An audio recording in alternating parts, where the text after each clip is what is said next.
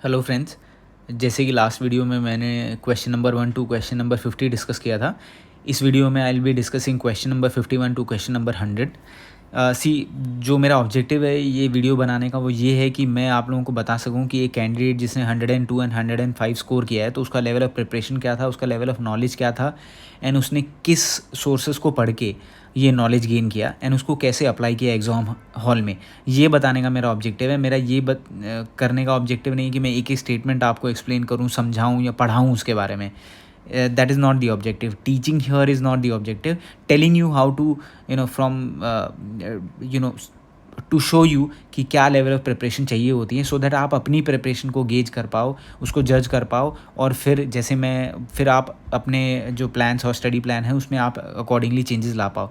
जैसे मैं किसी क्वेश्चन में अगर आपको बोलता हूँ कि ये आपको क्वेश्चन पता होना ही चाहिए, ये बेसिक कॉन्सेप्ट है, ये बेसिक सोर्सेज में से है, ये तो सही करना ही चाहिए, दैट मीन्स कि अगर वो क्वेश्चन आपको नहीं आते तो समवेयर आपकी प्रिपरेशन में कोई ना कोई लैकुना है, तो और आप उसको करेक्ट कर सकते हो, या फिर आपका वो सब्जेक्ट वीक है। क्योंकि जो आपके कॉम्पिटिटर्स हैं वो क्वेश्चंस करेक्ट कर रहे होंगे। जैसे मैंने पहले भी बोला है कि आप प्रीलिम्स से बाहर होते हो नॉट बिकॉज आपको टफ़ क्वेश्चंस नहीं आए, आप प्रीलिम्स से बाहर रहते हो क्योंकि आपने वो क्वेश्चंस गलत किए हैं जो आपके कॉम्पिटिटर्स सही कर रहे हैं। तो आपको मेक श्योर करना है कि जितने भी क्वेश्चंस आपके बेसिक सोर्सेज में से आए हैं, बेसिक कॉन्सेप्ट्स में से आए हैं, वो आप करेक्ट करो। अगर आप वो कर लेते तो you are there in the race. And अगर थोड़ी भी आपकी किस्मत साथ दे देती है, प्रेजेंस ऑफ माइंड अगर आप रखोगे तो you will be writing mains. तो ये मेरा ऑब्जेक्टिव है। मूविंग ऑन, जो 51 क्वेश्चन है ये क्लाइमेट एक्शन ट्रैकर, मेरे को कोई आइडिया नहीं था, so I left it straight away. और ये क्योंकि 4 ऑप्शंस हैं काफ़ी रिस्की हो जाता है। आप चाहो आपको कुछ आइडिया है तो आप गेस वर्क कर सकते हो, otherwise it is risky. Question number 52 है। इसमें मेरे को 1-2 स्टेटमेंट के बारे में आइडिया था, वो भी मैंने लॉजिकल गेस किया था। जैसे क्लाइमेट ग्रुप के बारे में, is an international non profit organisation that drives climate action by building large networks and runs them, ये मैंने राइट कंसिडर किया था। तो क्योंकि आप इसके स्टेटमेंट से ही देख सकते हो कि this statement can be true because normally ये जितने भी ग्रुप्स बनाए जाते हैं, ये ग्रुप्स एक नेटवर्क होता है बहुत सारी बॉडीज़ का, या फिर बहुत सारी कंट्रीज़ का, या फिर कंपनीज़ का, इंस्टीट्यूशंस का, जो एक कोई ऑब्जेक्टिव है उसको अचीव करने के लिए they work together. So this statement looks right, ज़्यादा प्रोबेबिलिटी है। सेकंड स्टेटमेंट के बारे में मुझे आइडिया नहीं था। थर्ड स्टेटमेंट में जैसे आप देख रहे हैं, EP100 brings together leading companies committed to driving innovation, energy efficiency and increasing competitiveness while delivering on emission reduction goals. ये समहाउ मेरे को राइट लगा क्योंकि EP100 जैसे probably would be a group of 100 companies, जो ये, तो मुझे लगा ये राइट हो सकता है।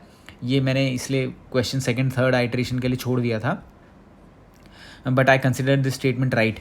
जैसे स्टेटमेंट 4 अगर आप देखो, some Indian companies are members of EP100। अब ये दोनों स्टेटमेंट थोड़े रिलेटेड हैं कि ये EP100 में कंपनीज हैं बहुत सारी, और जो फोर्थ स्टेटमेंट ये बोला Indian companies are also member. तो अगर थर्ड को हम राइट कंसिडर कर लेते हैं या फिर हम फोर्थ को भी कंसिडर कर लेते हैं तो थर्ड स्टेटमेंट अपने आप करेक्ट हो जाता है। और अगर हम थर्ड को राइट कंसिडर करते हैं तो फोर्थ स्टेटमेंट में ये it could be easily true right कि जो 100 कंपनीज़ हैं या जितनी भी कंपनीज़ हैं उनका जो ग्रुप है, इंडिया इतनी लार्जेस्ट इकॉनमी बन गई है अभी तो पहले तो 5th लार्जेस्ट इकॉनमी थे हम, तो ये हम मान सकते हैं कि इंडियन कंपनी कोई ना कोई तो होगी, छोटी मोटी कंपनी नहीं है, बहुत सारी कंपनीज बड़ी हो गई हैं, तो वी कैन कंसिडर। तो अगर आप 1, 3 एंड 4 लगाते हो तो आप you can choose option B. Now जैसे सेकंड का मैं इतना श्योर नहीं था, so that is why I could not be sure कि सेकंड स्टेटमेंट है कि नहीं, लेकिन 1 और 3 से आप 1, 3 और 4 से आप ऑप्शन जो आपका है वो चूज़ कर सकते हो। So this is how you, ये थोड़ा गेस वर्क वाला क्वेश्चन है, तो ये अगर आपने अटेम्प्ट नहीं भी किया तो it's okay, that is not a problem. जो क्वेश्चन नंबर 53 है, ये वेटलैंड्स और रेन फॉरेस्ट के बारे में बात कर रहा है, and this is a pretty basic question. ये हमारे सारे नोट्स में दिया हुआ है। ये आई गॉट दिस रॉन्ग क्योंकि मैंने ओवर थिंकिंग की, इसलिए मेरा एक गलत हो गया, बट ये काफ़ी स्ट्रेट फॉरवर्ड क्वेश्चन है। ये हमारे नोट्स में दिया हुआ है, कोचिंग के मटेरियल में दिया हुआ है, हर जगह दिया हुआ है, टेस्ट सीरीज़ में ये आता रहता है, तो ये करेक्ट होना ही चाहिए। ये ओवर थिंकिंग की वजह से गलत हुआ है। 54 काफ़ी फैक्चुअल क्वेश्चन है। इसमें एक वो जो पहले ट्रिक्स एंड ट्रिप्स बताते थे लोग, दैट आई यूज्ड। जैसे जो भी स्टेटमेंट है जिसमें बहुत ज़्यादा फैक्ट्स दिए हुए हैं, बहुत ज़्यादा नंबर्स दिए हैं, तो यूजुअली उसमें कुछ ना कुछ नंबर यूपीएससी गलत कर देती है। सो अगर आप देखोगे फर्स्ट मैंने एज्यूम किया था गलत है, बट देन जैसे ही मैं थर्ड स्टेटमेंट पे आया, तो अगर आप थर्ड स्टेटमेंट पढ़ोगे PM10 can penetrate lung barrier and enter the blood stream, ये गलत है। Actually this statement is true for PM2.5। ये हमारे कोचिंग के मटेरियल में रहता है। इतना पोल्यूशंस पे दुनिया भर के न्यूज़पेपर में आर्टिकल्स आते रहते हैं, क्योंकि पोल्यूशन इंडियन सिटीज़ में एक बहुत बड़ा इशू है। उसके जो हेल्थ इफेक्ट्स हैं वो बहुत बड़ा इशू है। वो हेल्थ इफेक्ट्स कैसे होते हैं, कैसे वो हमारे कार्डियोवैस्कुलर सिस्टम, ब्रेन, बच्चों के डेवलपमेंट और जितनी भी हमारे सिस्टमिक ऑर्गन्स हैं उनको अफेक्ट करता है, ये डिस्कस होता रहता है, बार बार ये टॉपिक आता रहता है न्यूज़पेपर आर्टिकल्स में। तो अगर आप थर्ड स्टेटमेंट भी एलिमिनेट कर देते हो तो स्ट्रेट अवे आपको दो ऑप्शन तो एलिमिनेट हो जाते हैं, option A and option C. अब बचता है ऑप्शन बी एंड डी, जिसमें 1 and 4 एंड 1 and 2 है। तो अगर इसमें वो देखते हो कि जो फोर्थ स्टेटमेंट इसमें लिखा है excessive ozone in the air can trigger asthma, ये राइट है। ये हमारे बहुत सारे बेसिक सोर्सेज में दिया हुआ है एंड टेस्ट सीरीज़ में भी आता रहता है। तो अगर आप इससे देखोगे तो आपका अगर आप जैसे ही थर्ड स्टेटमेंट को रॉन्ग फॉर श्योर हो जाते हो तो आपको फर्स्ट स्टेटमेंट पढ़ने की भी ज़रूरत नहीं है। आपको अपने आप पता लग जाएगा कि फर्स्ट स्टेटमेंट राइट है, लेकिन जो आपका थर्ड स्टेटमेंट रॉन्ग है और फोर्थ स्टेटमेंट राइट है। तो this is how you reach. लेकिन इसमें जैसे वो ट्रिक्स वाला नहीं काम करता, क्योंकि इसमें जो फैक्ट्स दिए हुए हैं वो एक्चुअली राइट है। लेकिन कई बार दूसरे स्टेटमेंट को आप देख के अपने बाद में ऑप्शंस चेंज कर सकते हो, बट वहाँ पे आपको ऐसा प्रेजेंस ऑफ माइंड दिखाना है। 55 ये मेरे को आइडिया नहीं था, ये मैंने ऐसे ही गेस लिया था, बट आई गेस ये मेरा रॉन्ग हुआ है, या मेरा ये गलत है। बट ऐसा क्वेश्चन नहीं भी आया तो कोई बड़ी बात नहीं है। क्वेश्चन नंबर 56, ये पॉलीथीन टेरेप्थलेट। आप एक्चुअली पॉलीथीन टेरेप्थलेट के बारे में कभी नहीं पढ़ोगे, लेकिन ये हमें सबको पता है कि प्लास्टिक और ये सब बॉटल्स में ये यूज़ होता है। तो अगर आप इसके स्टेटमेंट्स पढ़ोगे, its fibre can be blended with wool and cotton fibres to reinforce their properties, ये हमें पता है। एक्चुअली आजकल जितने भी हमारे जो फैब्रिक और क्लोथ्स आते हैं वो 100% कॉटन या 100% वूल बहुत कम होते हैं, उनमें कोई ना कोई ब्लेंडेड मटीरियल रहता ही है। एंड ये मटीरियल यूज़ होता है ये जो हमारे गारमेंट्स हैं उनको रीइंफोर्स करने के लिए। सो ये स्टेटमेंट करेक्ट है। देन जो थर्ड स्टेटमेंट है कि bottles made of it can B recycled in other products, ये राइट है, क्योंकि जितने भी आजकल प्लास्टिक बॉटल आते हैं मोस्टली वो रिसाइकलेबल होते हैं। ये पॉलीथाइलिन टेरेप्थलेट जो है वो रिसाइकलेबल है, एंड ये मटेरियल भी कई बार करंट अफेयर मैगजीन्स में आता रहता है। सो अगर आप 1 and 3 कंसिडर करते हो तो आपको स्ट्रेट फॉरवर्ड आंसर आ जाएगा। एंड जैसे अगर आप फोर्थ स्टेटमेंट देखते हो, articles made of it can be easily disposed of by incinerating without causing greenhouse gas emissions. अब ये हम सबको पता है कि जितने भी प्लास्टिक्स हैं ये हमारे बहुत बड़े एक हैज़ार्ड हैं एनवायरनमेंट को, स्पेशली जब वो प्लास्टिक जलाया जाता है तो उससे बहुत सारे टॉक्सिक गैसेस निकलते हैं, प्लस ग्रीन हाउस गैसेस तो निकलते ही हैं। ये ग्रीन हाउस गैसेस तो किसी भी चीज़ को जलाने के बाद निकलते हैं, CO2 और ये सब मीथेन और ये सब कुछ ना कुछ जलाने से जो एमिनेट होते ही हैं, वहाँ से एमिशंस होते हैं। सो इससे आप इजीली आंसर निकाल सकते हो। 57 ये मेरे को डायरेक्टली पता था क्योंकि मैंने करंट अफेयर मैगजीन से एंड आई गेस कभी तो PFYQ में भी आया कि गोल्डन मशीर एक फ़िश है। तो ये गोल्डन महाशीर जो नेम है, ये एक फ़िश का नाम है। ये पहले करंट विजन की मंथली मैगजीन में भी आया हुआ है। एंड ये if I am not wrong ये कभी ना कभी PYQ में इनडायरेक्टली पूछा हुआ है, डायरेक्ट नाम तो नहीं है। सो आई न्यू दिस। देन जो 58th क्वेश्चन है, इसमें नाइट्रोजन फिक्सिंग प्लांट्स, ये हमारे बेसिक्स में दिया हुआ है। मैं ये नहीं बोल रहा कि आपको जितने भी 6 के 6 प्लांट दिए हुए हैं इनके बारे में आपको पता होगा, बट 2-3 भी अगर आपने पढ़े हैं कि कौन सा है कौन सा नहीं, ये हम सबको पता है। Spinach is not green nitrogen fixing, हमने कभी नहीं पढ़ा है। तो अगर आप 6 को एलिमिनेट कर देते हो वैसे ही आपका आंसर आ जाता है, क्योंकि हम जितने भी नाइट्रोजन फिक्सिंग प्लांट्स पढ़ते हैं, कई सारे जो लेग्यूम्स, पल्सेस, इन सब का नाम आता है, स्पिनिच का कभी नाम नहीं आता है। बायोरॉक टेक्नोलॉजी स्ट्रेट अवे ये विजन मंथली मैगजीन से आया हुआ है। आई गेस ये 2020 या 21 कोई तो एक ईयर में किसी एक मंथली मैगजीन में बायोरॉक टेक्नोलॉजी आया था।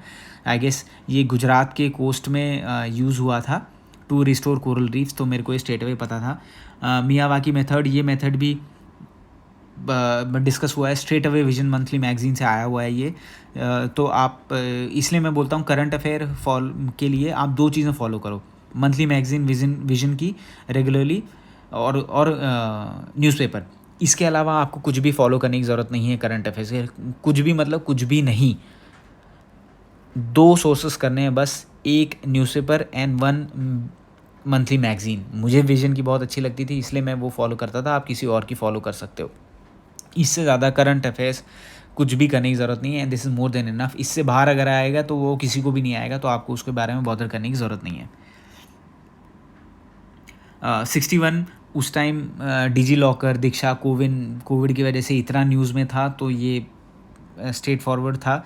बट इसमें आपको थोड़े डाउट हो सकते हैं कि ये ओपन सोर्स डिजिटल प्लेटफॉर्म है कि नहीं, लेकिन मोस्टली जितने भी गवर्नमेंट के डिजिटल प्लेटफॉर्म्स हैं ये ओपन सोर्स हैं, because government wants to encourage their usage, ताकि लोग और प्राइवेट सेक्टर भी इसको यूज़ करें, इसके जो बेसिस पे और ज़्यादा सॉफ्टवेयर्स डेवलप करें। तो ये ओपन सोर्स रखती है गवर्नमेंट, दैट इज़ वाई मैंने इसका डी मार्क किया था, क्योंकि डिजिटल लॉकर मेरे को पता था 100% है, और बाकी कोविन और आरोग्य सेतु भी है। दीक्षा का मुझे पता नहीं था, बट देन एक बार मेरे को तीनों ऑप्शन श्योर थे, तो I went with D. Web 3.4 उस टाइम 3.0 उस टाइम काफ़ी न्यूज़ में था, करंट अफेयर मैगजीन में भी आता था। अगर आपने latest science and technology follow किया है तो you will be able to do this question easily,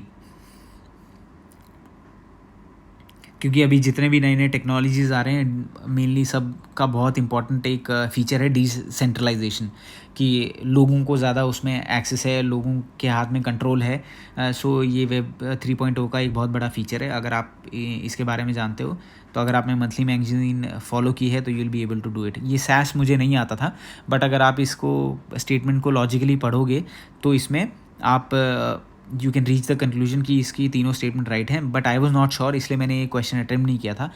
probably अगर आप सॉफ्टवेयर बैकग्राउंड से हैं, या फिर आप ऑलरेडी एक इंजीनियर हैं, कंप्यूटर इंजीनियर हैं, सॉफ्टवेयर इंजीनियर हैं, तो आपको ये इस चीज़ के बारे में नॉलेज होगा, या फिर आप आईटी इंडस्ट्री है तो भी होगा। मेरे को शॉर्ट नॉलेज नहीं थी, that is why I left this question.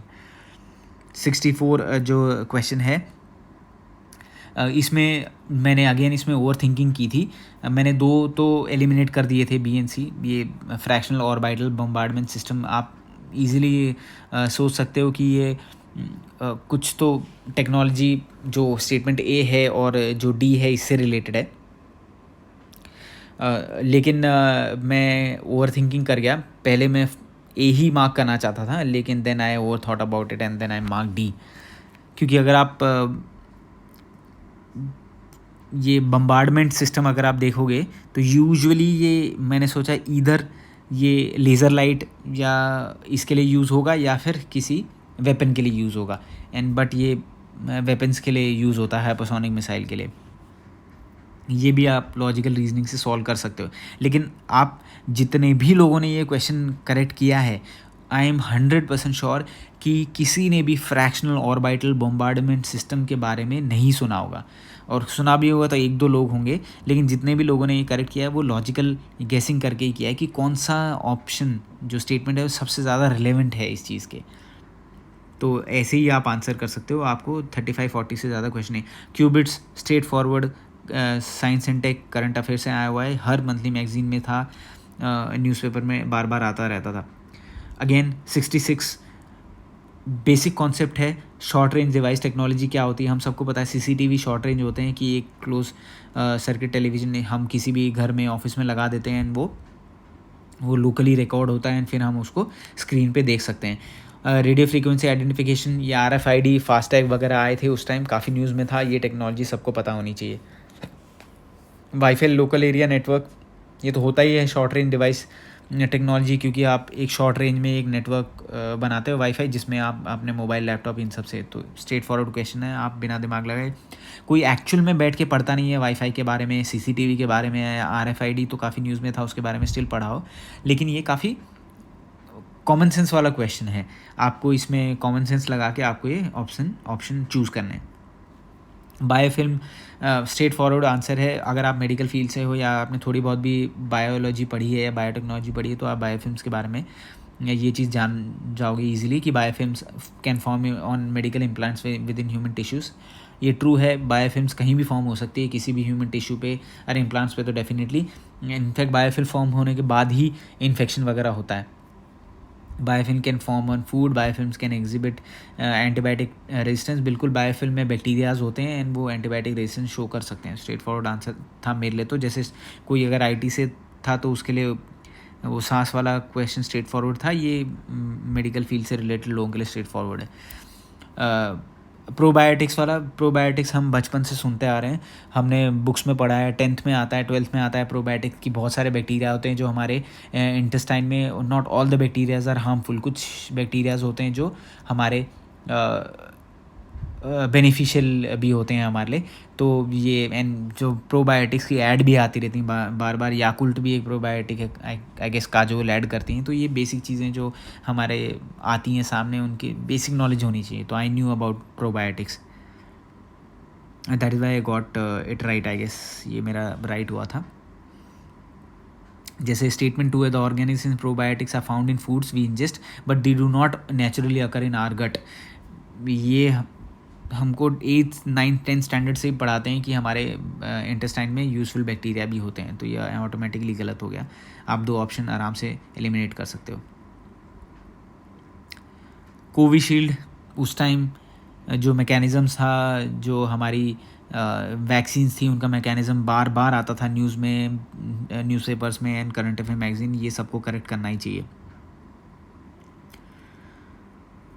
Solar storm, ये again see major solar storms के बारे में, सोलर फ्लेयर के बारे में कोई नहीं पढ़ के जाता है। ये किसी स्टैंडर्ड बुक में नहीं मिलता है, कहीं इधर उधर कहीं डिस्कशन हो गया तो बात अलग है, but it is not discuss at all. But आप कॉमन सेंस अगर आप लगाओगे तो ये आप इजीली स्टेटमेंट्स को डिसाइड कर सकते हो सही है कि नहीं। GPS and navigation system could fail, of course they can fail. अगर बहुत मेजर सोलर स्टॉर्म आया, सोलर फ्लेयर, हमें पता है कि सोलर रेडिएशंस हैं वो अफेक्ट करते हैं हमारी सैटेलाइट्स को, हमारी कम्युनिकेशंस पे। अगर इसमें लिखा हुआ है if a major solar storm reaches the earth, मतलब अगर अर्थ तक पहुंच रही है, तो that means it will have effect on GPS and navigation system, क्योंकि ये हमारी जो सैटेलाइट्स हैं इसकी वजह से हमें जीपीएस और नेविगेशन मिलता है। सुनामी का हमने कभी पढ़ा नहीं है एज सच, क्योंकि हम सुनामी डिटेल में पढ़ते हैं डिज़ास्टर मैनेजमेंट में एंड जोग्राफी में। ऐसा कुछ सोलर फ्लेयर कभी डिस्कस होता नहीं है। पावर ग्रिड्स को डैमेज, कॉमन सेंस है। ऑफ कोर्स सोलर फ्लेयर्स, अगर मेजर सोलर फ्लेयर जो अर्थ तक रीच कर रही है, जो स्टेटमेंट दिया हुआ है उसमें पावर ग्रिड्स तो ऑफ कोर्स फेल हो सकते हैं, कुड बी डैमेज, पॉसिबिलिटी तो हमेशा रहती है। देन आप स्टेटमेंट 6 देखोगे, अगर मान लो आपको स्टेटमेंट 4 एंड 5 नहीं भी पता है, अगर आप 6 देखो, orbits of the satellites could be disturb. Of course अगर उनके कम्युनिकेशन डिस्टर्ब हो जाते हैं, उनके जो नेविगेशन जो इंस्ट्रूमेंट्स हैं वो डैमेज हो जाते हैं, तो of course the satellites could be disturb from their orbit. Then 7th है, short wave radio communication of the aircraft flying over polar regions could be interrupted. In fact polar region नहीं, किसी भी रीजन में अगर मतलब हम अज्यूम कर सकते हैं, मुझे नहीं मालूम स्टेटमेंट राइट है कि नहीं, बट अज्यूम कर सकते हैं हमारे जो एयरक्राफ्ट हैं उनका कम्युनिकेशन, रेडियो कम्युनिकेशन अफेक्ट हो सकता है। जब हमारे मोबाइल डिवाइसेस और इन सब को बंद करने के लिए बोलते हैं क्योंकि it can interfere, safety risk होता है, तो इतना मेजर फ्लेयर क्यों नहीं अफेक्ट करेगा। तो आप easily you can reach the right option. नहीं तो पढ़ के तो कोई भी नहीं जाता इनके बारे में, किसी भी मटेरियल में नहीं है ये। 71 स्ट्रेट फॉरवर्ड, हम 1000 बार पढ़ते हैं राइस के बारे में, जोग्राफी में है, हमारे क्लाइमेट चेंज के मटेरियल में है, हर जगह डिस्कस होता है, टेस्ट सीरीज़ में आता रहता है। SSRI, ये SRI कल्टीवेशन है, ये स्ट्रेट अवे विजन IAS की मैगज़ीन में दिया हुआ है। ये टेक्नोलॉजी बार बार डिस्कस होती है कई बार, क्योंकि राइस कल्टीवेशन में जितना वाटर यूज़ होता है और उसकी वजह से जो GHG एमिशंस होते हैं, ये बहुत न्यूज़ में रहता है। इसके ऊपर न्यूज़पेपर आर्टिकल्स भी आते हैं। ये मेरा गलत हो गया था आई गेस, बट ये डूएबल क्वेश्चन है और ये करेक्ट होना चाहिए। 73 बहुत ही फैक्चुअल क्वेश्चन है, इसको आप डायरेक्टली आंसर नहीं, अगर आपको आता है तो आता है, नहीं आता तो नहीं आता है, इसमें आप ज़्यादा रिस्क नहीं ले सकते। Again 74 question straight forward factual question है, अगर आपको ये आता है तो आता है, नहीं आता तो नहीं आता है, तो इसमें ज़्यादा रिस्क लेना नहीं चाहिए। 2 आप देख सकते हो, मैंने 2 तो एलिमिनेट कर दिए थे, but I was not sure between A and C, I did not want to take risk. 75 question number straight forward आपकी बेसिक मैप में से है। ये हमारे जोग्राफी के एनसीईआरटी में भी दिया हुआ है, आप किसी भी मैप में पढ़ेंगे एटलस में उसमें भी दिया हुआ है ये। और ये काफ़ी इम्पोर्टेंट हमारे माउंटेन्स हैं, पीक्स, तो ये हमें आना ही चाहिए स्ट्रेट फॉरवर्ड। ये बेसिक सोर्सेज में से है, ये डायरेक्टली आना चाहिए। The term 11th often heard, 11th अगर आप लोगों को पता नहीं हो तो जब उस टाइम ISIS बहुत न्यूज़ में रहती थी, ISIS का पहला जो नाम था वो ISIL था, जिसका फुल फॉर्म था Islamic state of Iraq and eleventh. तो इससे आप डिवाइस कर सकते हो। उसके बाद उसका नाम ISIS हो गया, Islamic state of Iraq and Syria, and उसके बाद इसका नाम हो गया IS, उसको शॉर्ट में बोले हैं इस्लामिक स्टेट। तो अगर आप न्यूज़पेपर पढ़ते हो रेगुलरली तो आपने कभी ना कभी ISIL सुना होगा, एंड उसमें लिखा होगा कि Islamic state of Iraq and eleventh. तो उससे आप फिर ये डिड्यूस कर सकते हो कि वो सीरिया एंड इराक वाले एरिया कहाँ पे है, तो आपको ईजिली ये आंसर आ जाएगा। बट अगर आप न्यूज़पेपर नहीं पढ़ते हो, आपने बार बार ये टर्म नहीं है, तो आपको ये नहीं आएगा। Then coming on to question number 77, इसमें आप की borders of Afghanistan, basic mapping question है ये। आप मेरे हिसाब से गलत नहीं होना चाहिए। अगर आप देखेंगे तो आप इजीली मैप में बता सकते हैं अज़रबैजान कितना दूर है, ये जो हमारी नेबरिंग कंट्रीज़ हैं इन सब से दूर हैं। तो आप अगर इतना भी आपको पता है कि अज़रबैजान की कोई भी पॉसिबिलिटी नहीं है अफ़गानिस्तान का नेबरिंग कंट्री होने का, तो आपका आंसर स्ट्रेट फॉरवर्ड आ जाएगा। अगर आप सिर्फ एक 1 भी एलिमिनेट कर देते हो, आपको बाकी ऑप्शन देखने की ज़रूरत नहीं है। हालांकि ये सेंट्रल एशियन कंट्रीज़ काफ़ी इंपॉर्टेंट है, बार बार न्यूज़ में आती हैं, इनकी कैपिटल हमें पता होनी चाहिए। तो ये आप को पता होना चाहिए कि हमारी नेबरिंग कंट्रीज़ कौन सी हैं, उनके बॉर्डरिंग कंट्रीज़ कौन सी हैं। ये काफ़ी इजी क्वेश्चन है, मेरे हिसाब से करेक्ट करना ही चाहिए। प्लस इसके ऑप्शन भी इस तरीके से फॉर्म किए हुए हैं कि आपने एक भी एलिमिनेट कर दिया तो you will be able to solve this question. 78 question, monazite बार बार न्यूज़ में आता है, हमारे बेसिक मटेरियल में है और हमारे करंट अफेयर मैगजीन्स में भी आता है। अब अगर आप देखोगे, monazite is a source of rare earth, correct statement है।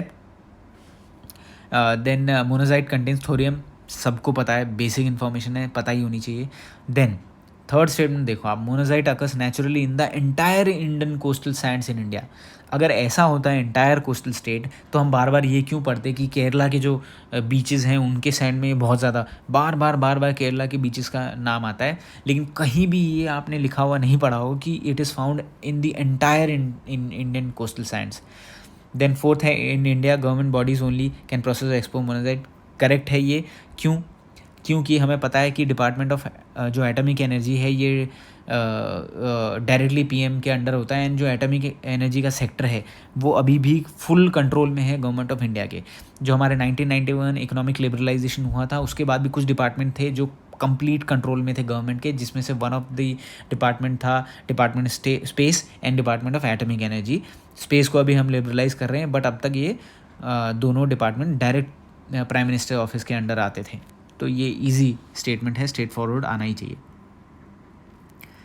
देन 79 क्वेश्चन, दो मैंने ये गलत किया है बट ये बहुत ही इजी क्वेश्चन है, स्ट्रेट अवे हमारे NCERT ज्योग्राफी से आया हुआ है, ये सबको आना ही चाहिए।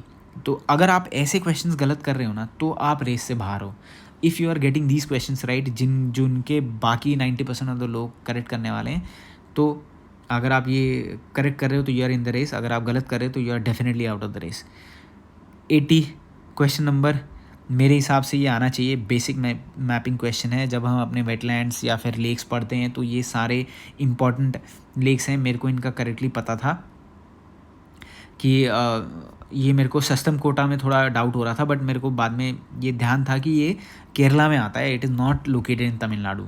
अगर जो मैंने अपनी PDF अपलोड की है उसमें, नहीं तो बाकी मैप में भी ये लेक्स, इंपॉर्टेंट लेक्स आते हैं। ये होकेरा है, I guess Jammu and Kashmir में है। ये पता है, अगर आप पढ़ोगे तो ये पता होगा। बेसिक क्वेश्चंस आना ही चाहिए। Coming on to question number 81, यहाँ पे आपको बेशक स्टेटमेंट 1 या स्टेटमेंट 2 नहीं आती हो, लेकिन अगर स्टेटमेंट 3 देखोगे, the constitution of India define civil contempt and criminal contempt, ये स्टेटमेंट गलत है। क्योंकि इसका अलग से एक्ट है।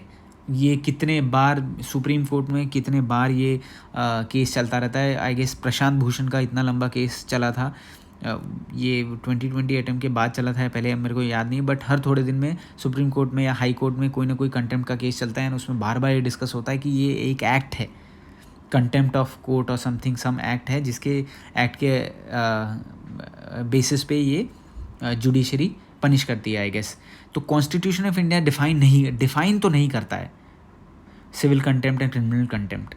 देन अगर आप फोर्थ स्टेटमेंट देखोगे तो in India the parliament is vested with the powers to make laws on contempt of court. ये करेक्ट है वो, क्योंकि कोई एक्ट है दैट मीन्स कि पार्लियामेंट को वो पावर है, तो इससे आप ऑप्शन निकाल सकते हो।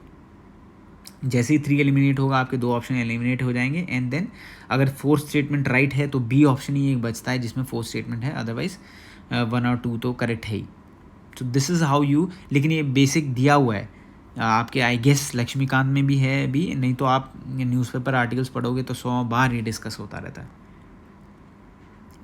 82 question, this is a tough question, ये मैंने लॉजिकल गेसिंग करने की क्वेश्चन की ट्राई की थी, but I guess I got it wrong. ये बट ये क्वेश्चन अगर आपको नॉलेज नहीं है तो आप इस क्वेश्चन को छोड़ सकते हो, लेकिन अगर कोई लॉयर है या फिर लीगल बैकग्राउंड से है तो डेफिनेटली इसको अटेम्प्ट कर सकता है। 83 जो है स्ट्रेट फॉरवर्ड पॉलिटी, जो हमारी लक्ष्मीकांत की बुक है उससे आया हुआ है, ये आपको आना ही चाहिए। 84 क्वेश्चन बेसिक कॉन्सेप्ट्स जो आपकी पॉलिटी में दिया हुआ है उससे आया हुआ है, जो लक्ष्मीकांत से आया हुआ है, ये करेक्ट होना ही चाहिए। You can not get this wrong. 85 question Lok Sabha के बारे में डिटेल में दिया हुआ है, ये क्वेश्चन आना ही चाहिए। You can not get this wrong क्योंकि ये डायरेक्ट लक्ष्मीकांत से आया हुआ है। 86 ये भी डायरेक्ट लक्ष्मीकांत से आया हुआ है, लेकिन आई गेस मेरा ये गलत हो गया था, मैंने अगेन ओवर थिंकिंग की थी, बट ये 1000 बार न्यूज़ में आता है, एंड हमारी लक्ष्मीकांत में स्ट्रेट फॉरवर्ड दिया हुआ है ये। 87 ये भी स्ट्रेट फॉरवर्ड दिया हुआ है हमारे इसमें लक्ष्मीकांत में।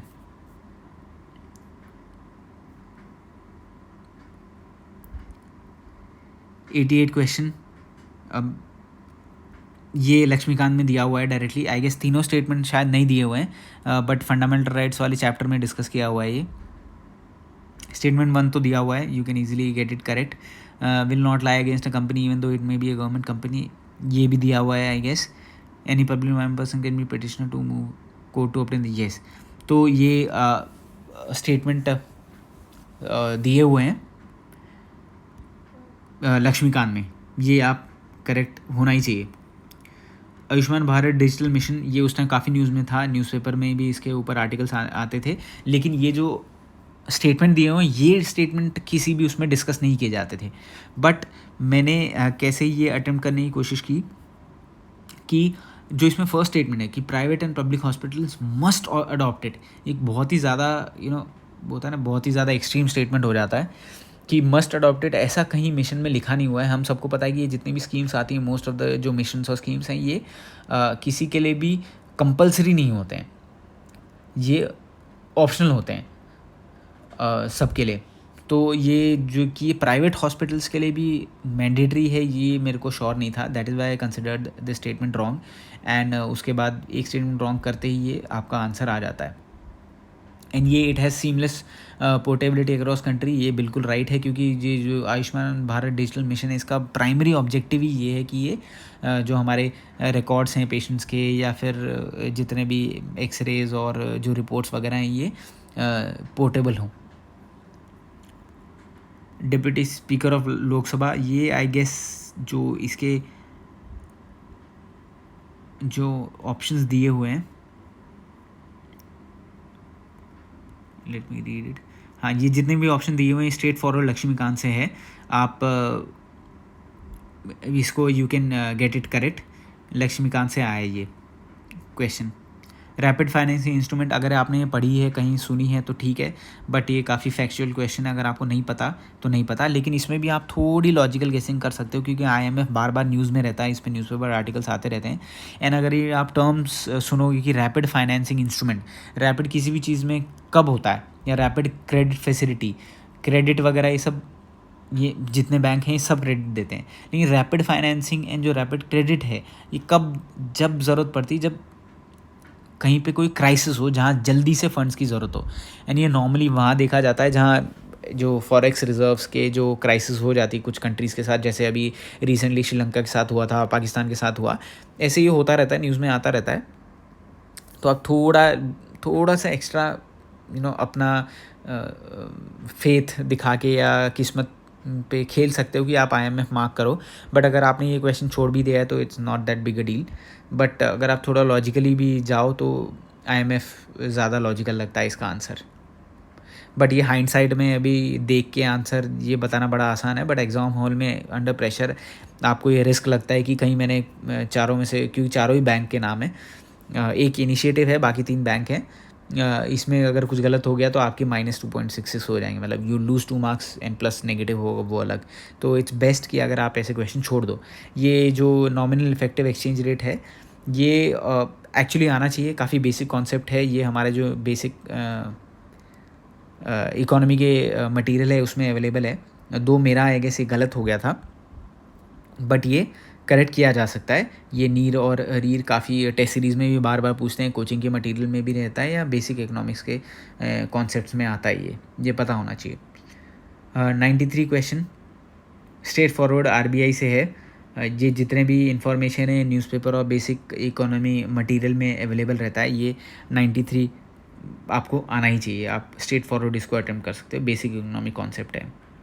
पेरिस क्लब मैंने तो कभी नहीं सुना था, ये G20 कॉमन फ्रेमवर्क कभी नहीं सुना था। I try to do it by guessing it, but I guess मेरा एक रॉन्ग हुआ था। ऐसे क्वेश्चंस आपके गलत हुए या फिर अपने छोड़े तो कोई प्रॉब्लम नहीं है। जो 95 क्वेश्चन है, इन्फ्लेशन इंडेक्स्ड बॉन्ड्स एक्चुअली कई बार न्यूज़ में रहते हैं, क्योंकि जो इन्फ्लेशन का एड और जो इन्फ्लेशन इंडेक्स बॉन्ड है, इसके जो एडवांटेजेस हैं टू द गवर्नमेंट या फिर टू दी बोरोवर या फिर लेंडर, ये काफ़ी बेसिक कॉन्सेप्ट है। तो ये आप कोई भी इकोनॉमी का बेसिक मटेरियल पढ़ोगे तो उसमें ये अवेलेबल होता है, ये मेरे हिसाब से आना चाहिए। ये it's not that difficult question. अगर आप, और इसमें ये है कि आपको ज़रूरी नहीं कि तीनों स्टेटमेंट शॉर्ट पता हो, अगर आपको एक या दो स्टेटमेंट पता है तो भी आप आंसर निकाल सकते हो। In 96 question foreign owned e-commerce, ये बिल्कुल आउट ऑफ द ब्लू था, रैंडम क्वेश्चन था। I try to do it, I don't know whether I got it right और नो। ये गलत हुआ था मेरा, बट ये आप, आई वुड एडवाइज़ कि जो एकदम out of the blue questions आते हैं आप इनको छोड़ दो। मेरा तो ये एकदम अननोन क्वेश्चन था। 97 रियल सेक्टर काफ़ी बेसिक है, इसमें किसी बुक में एज सच आपको नहीं बताएंगे कि फार्मर्स जो हार्वेस्ट कर रहे हैं क्रॉप का, ये रियल सेक्टर है कि नहीं है। लेकिन अगर आप बेसिक इकोनॉमिक्स पढ़ोगे तो आपको समझ में आएगा कि रियल में जो एक्चुअल गुड्स हैं वो कंसिडर किए जाते हैं रियल, जो हमारे real sector of the economy में जो टेंजिबल हैं उन चीज़ों को करते हैं। तो इसलिए 1 और 2 है। अगर आप इस क्वेश्चन को पढ़ोगे तो आप you will be able to make a logical guess. जो जितने भी गुड्स प्रोड्यूस होते हैं ये रियल इकोनॉमी में कंसिडर किए जाते हैं, मेरी लिमिटेड नॉलेज से मुझे इतना पता था। Indirect transfers, I try to guess it, but अगर आपको ये इकोनॉमिक कॉन्सेप्ट नहीं पता है तो आपको it's best you leave it. मैंने ये ट्राई किया गेस करने का, बट ये मेरा रॉन्ग हो गया। 99 क्वेश्चन जो है ये बेसिक इकोनॉमिक कॉन्सेप्ट है, लेकिन शायद ये मेरा गलत हुआ था, क्योंकि acquiring new technology capital expenditure ये राइट है। जो स्टेटमेंट 2 है आई गेस ये रॉन्ग है, लेकिन मैंने इसको राइट कंसिडर किया है। बट ये भी बेसिक इकोनॉमिक कॉन्सेप्ट है। मैं शायद कंफ्यूज हो गया था debt financing and capital expenditure है कि नहीं है, तो इसलिए मेरा रॉन्ग हो गया। बट ये बेसिक इकोनॉमिक क्वेश्चन है, ये करेक्ट होना चाहिए। लास्ट क्वेश्चन जो है, ये जो स्टेटमेंट 1 है ये राइट है, a share of the household financial saving goes towards government borrowing, क्योंकि अगर आप जितने भी हमारा जो इकॉनमी है उसके जो सेक्टर्स देखोगे, government sector, house hold sector, private, जो उसके 4 सेक्टर होते हैं ना, government consumption, private sector consumption, savings and gross fix capital expenditure, तो उसके कॉन्सेप्ट्स अगर आप एक एक को रीड करोगे तो आपको पता लगेगा कि कैसे हाउस होल्ड की जो सेविंग्स होती हैं वो गवर्नमेंट बोरो करती है एंड देन फिर वो इकॉनमी में इन्वेस्ट करती है। एंड जो सेकंड स्टेटमेंट है ये डेटेड सिक्योरिटीज़ के बारे में, ये अगर आप हमारे जो गवर्नमेंट की डेट है उसका अगर आप ब्रेकअप पढ़ोगे, विच इज़ इम्पॉर्टेंट, हमारे बेसिक इकोनॉमिक जो मटेरियल है उसमें भी अवेलेबल होता है, और ये करंट अफेयर्स जो मैगजीन्स आती हैं इसमें भी बताया होता है। तो जो गवर्नमेंट ऑफ इंडिया का डेट है उसका परसेंटेज कितना है, कितना उसमें एक्सटर्नल है, कितना इंटरनल है, उसके कॉम्पोनेंट्स क्या हैं, ये पता होने चाहिए। दो मैंने ये ओवर थिंकिंग करके गलत कर दिया, बट ये आना चाहिए था, डूएबल क्वेश्चन है। सो ये था मेरे साइड से। If you want anything else, अगर कुछ और I have tried to tell you you know in the best capacity, जो इतनी मेरी थी कि मैं आप लोगों को समझा सकूं कि कैसे कितनी नॉलेज होती है इवन उन लोगों को जो 100+ स्कोर कर रहे हैं, एंड वो कैसे उस नॉलेज को यूज़ करते हैं। कोई इसमें ये नहीं है कि जो 100 स्कोर कर रहा है तो उसको हर क्वेश्चन आता है, हर स्टेटमेंट आता है, ऐसा बिल्कुल नहीं है। This is how we reach to an answer, and ऐसे हम आप की जो नॉलेज है वो अप्लाई कर सकते हो। एंड कैसे आपको पता लग गया होगा कि कैसे न्यूज़पेपर रीडिंग और जो करंट अफेयर मैगज़ीन रीडिंग है वो क्यों और कैसे इंपॉर्टेंट है, और जो बेसिक जो हमारा सोर्सेज हैं बुक्स के उनको बार बार रिवाइज़ करना क्यों इंपॉर्टेंट है, ताकि कम से कम कन्फ्यूजन हो और आप स्टेटमेंट देखते ही शॉर्ट बता पाओ कि येस ये मेरे बेसिक बुक्स में से है एंड ये राइट है या फिर ये रॉन्ग है। तो ये पूरा ऑब्जेक्टिव है मेरा समझाने का। And if you need anything else you can tell me in the comments, मैं उसके रिलेटेड एक वीडियो बना दूंगा। Thank you.